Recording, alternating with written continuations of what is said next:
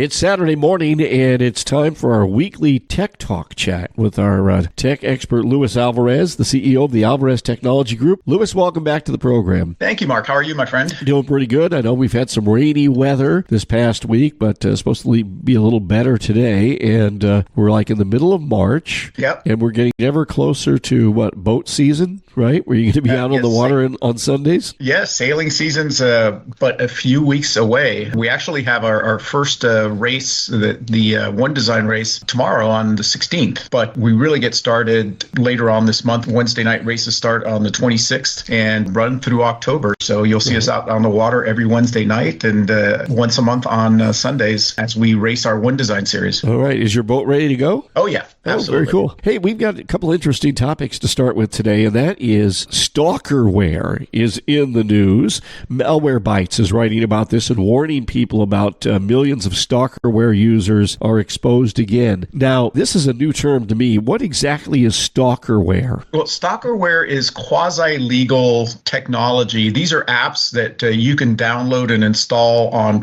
phones so that you can follow people. Probably the most utilized version of this is parents that want to keep track of their kids. So they download an app to their phones, and then they're able to monitor the whereabouts of their children using GPS tracking. But it's also used maliciously, as you can well imagine, by boyfriends and girlfriends trying to track their significant others, or married people who are concerned about their spouse trying to track their spouse. And the problem is, because these are not necessarily legal applications, and in particular in the United States, it's not legal to use these things without a court order. People that make these apps are kind of sketchy, and the apps themselves can be easily hacked by third parties, so that somebody can use an app that you downloaded, let's say on your kid's phone, to actually stalk your kid unbeknownst to you. So the best advice is really don't use these apps. They're not safe. They're buggy. They can be, easily hacked into. And quite frankly, as I said earlier, they're illegal in most cases. So why even mess with them? So even the ones that advertise themselves as parental monitors that parents want to use, those are illegal to use in this country? Well, that's the murky part of this thing. Technically, they are illegal, but the cops aren't going to come bust you if you use them, especially if you're using them to track your kids. But because these apps tend to be poorly designed and vulnerable to third-party exploitation, that's why I recommend you don't use them at all. And some of the more popular ones, and apparently these are all notoriously badly coded and secured: mSpy, PC Tattletale, and the Truth Spy. And all of them have their monitoring apps that have all faced significant security issues. As an example, PC Tattletale was found to upload victim screenshots to an unsecured AWS server. What exactly is an AWS server? So Amazon Web Services is a cloud-based server service that you can subscribe to, and anybody can pay for these services. And once you put a server out there, unless you secure it, it's accessible to everybody. And that's what they discovered. This unsecured server was hosting all of these pictures that were being uploaded unbeknownst to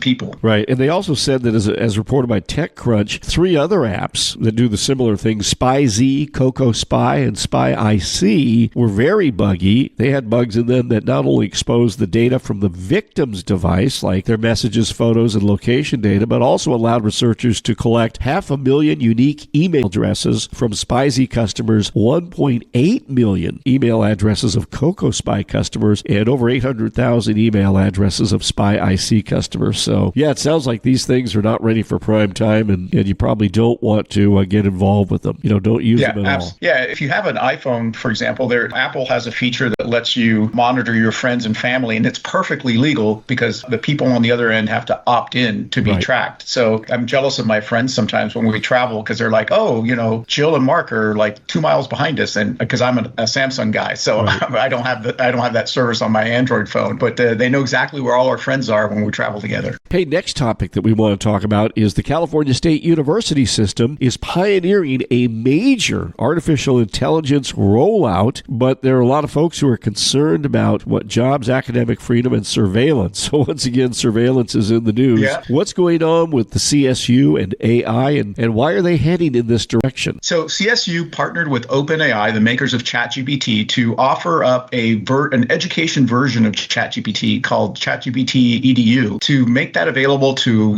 the students, about 460,000 students in the CSU system and 63,000 faculty. And the idea is that this would allow, students and faculty to use AI in the classroom in a kind of controlled way.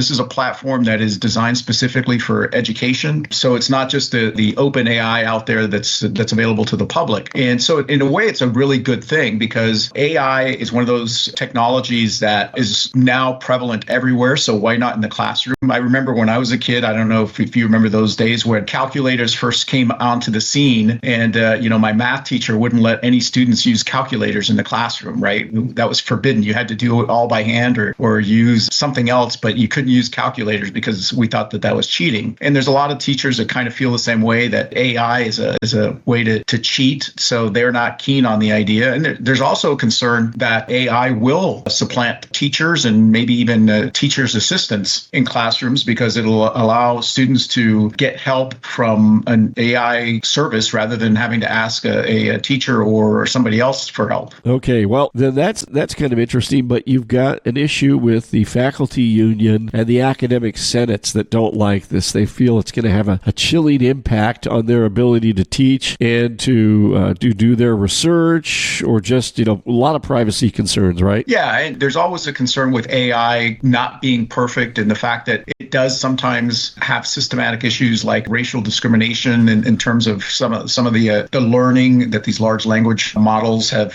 been built on. And so there's rightfully a concern, but there's a concern with all technology that's used in the classroom, and this is no different. And I think this is a good first step, and I applaud the CSU system for doing this in a way that makes it equitable across all of the students and not just a few students that could afford to do this on their own. Well, we'll have to see where this all goes, and we'll keep an eye on it and keep reporting on it here as things roll on because, of course, the CSU, as Lewis mentioned, has nearly 500,000 students in 23 campuses up and down California, and, of course, right here in Monterey County at CSU-MB. Lewis, I want to thank you so much for joining us today, giving us the tech update, and looking ahead to the Monday show. What do we have lined up? Well, on Monday, tune in, and you will find out what really happened to the denial of service attack that X suffered last week. That's Monday morning starting at 8:30 here on Power Talk Radio. Hey, online, it's alvareztg.com. At AlvarezTG is their X handle, and as far as we know right now, fingers crossed, it's still working. Okay,